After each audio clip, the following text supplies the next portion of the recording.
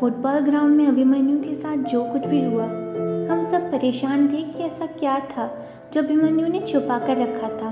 अचानक क्या हुआ उसे? मेरे आंसू मानो बंद ही नहीं हो रहे थे। हम सब ओपीडी के बाहर खड़े थे, ये सुनने के लिए कि सब ठीक है। थोड़ी देर बाद ओपीडी का दरवाज़ा खुलता है। मैं चेयर में बैठे आंसू पोंछते हुए बस इस खबर का इंतज़ार करती हूँ कि अभिमन्यु अब ठीक है।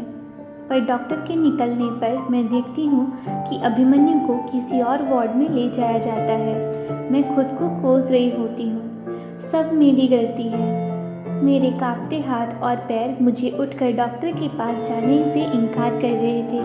मुझे बस डर लग रहा था। मैं ऊपर वाले से प्रार्थना कर रही थी कि सब अच्छा हो।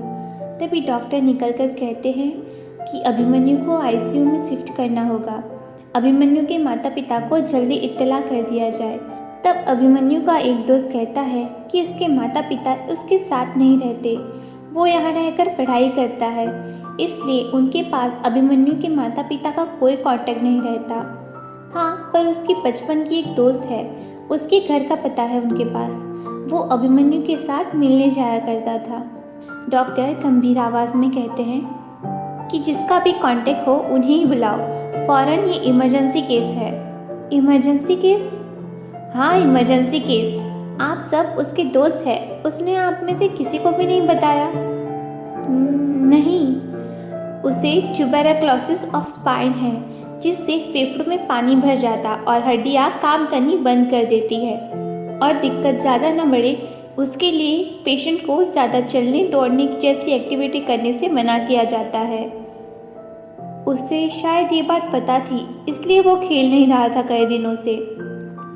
आप लोग बातें बाद में कर लीजिएगा, पहले किसी पहचान वाले को बुला ले। मेरे कदम पीछे की ओर बढ़ते और मैं दीवार से टकरा जाती हूँ और सोच में डूब जाती हूँ कि जब अभिमन्यु को पता था तो वो मुझे मना कर सकता था, पर उसने नहीं किया। उसे सब पता था शुरू से, तभी वो इतना उदास रहता था। मैंने भी कभी जिद कर जानने की कोशिश नहीं की, आखिर क्यों।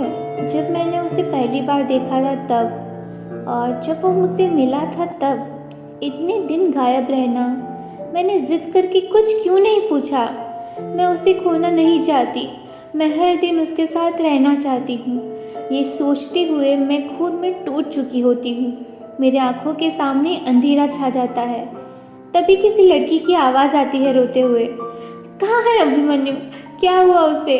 मैं दीवार से हटकर आगे बढ़कर देखती हूँ और जाग जाती हूँ। मुझे कुछ समझ नहीं आ रहा था कि मेरे सामने वेदिका आ रही होती है। वेदिका यहाँ? मतलब वेदिका ही अभिमन्यु की बचपन की दोस्त है। मुझे कुछ समझ नहीं आ रहा होता है कि जिसके बारे में मैं कब से जानना चाह रही थी वो वेदिका थी। मैं सोच ही रही होती हूँ कि तभी वेदिका की नज़र मुझ पर पड़ती है, पर फिर भी वो मुझे नज़रअंदाज कर आईसीयू की तरफ जाने लगती है। मैं अपने आंसू पोंछते हुए वेदिका की तरफ बढ़ती हूँ। वेदिका, तुम अभिमन्यु? अभिमन्यु? तुम अभिमन्यु को कैसे जानती हो? और वो हॉस्पिटल में कैसे? क्या तुम वही हो जिसको अभिमन्यु बातें किया करता था? वेदिका, अभिमन्यु मेरे बारे में बातें किया करता था? हाँ, हमेशा। उसकी ये हालत मेरी वजह से है, पर सच कहूँ मुझे कुछ नहीं पता था। तुम्हारी वजह से मैंने अभिमन्यु से खेलने के लिए जिद की थी, जिसके कारण ये सब हुआ। तुम्हारे कारण कुछ नहीं हुआ है। अभिमन्यु को डॉक्टर ने पहले ही बोल चुकी थी कि उसके पास ज़्यादा वक्त नहीं है और खेलना उसकी मर्जी थी। तुम्हें पता नहीं वो फुटबॉल के लिए कितना पागल था शुरू से। मैंने देखा है वो पागलपन, वो खुशी उसके चेहरे पर जब उसे पता चला कि वो अब नहीं खेल सकता तो वो टूट चुका था। उसका जीना ना जीना एक बराबर था। फिर तुम आई, वो खुश रहने लगा। वो खुश रहता था वो जब भी तुम्हारे बारे में बताता। मुझे नहीं पता था कि वो तुम ही हो। मैं आज से नहीं, उसे बचपन से जानती हूँ, पर मैंने बदलाव अभिमन्यु में कभी नहीं देखा जो तुम्हारे आने के बाद था। मेरी बात मानो, तुम्हारी कोई गलती नहीं है। खुद को कोसना बंद करो। ये जानकर मेरा दिल और दुखने लगता है कि उसे पता होकर भी उसने अपने लिए मौत का चुनाव किया।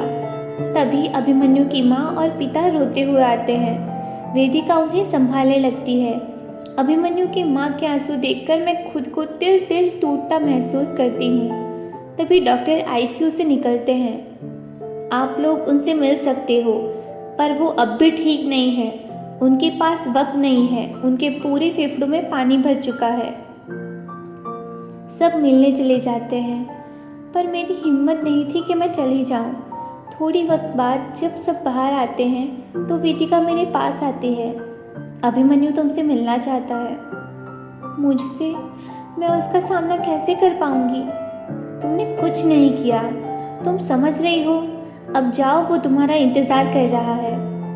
ना जाने क्यों आईसीयू का सफ़र बहुत कठिन था मेरे लिए। मेरी सांसें अटक रही थी।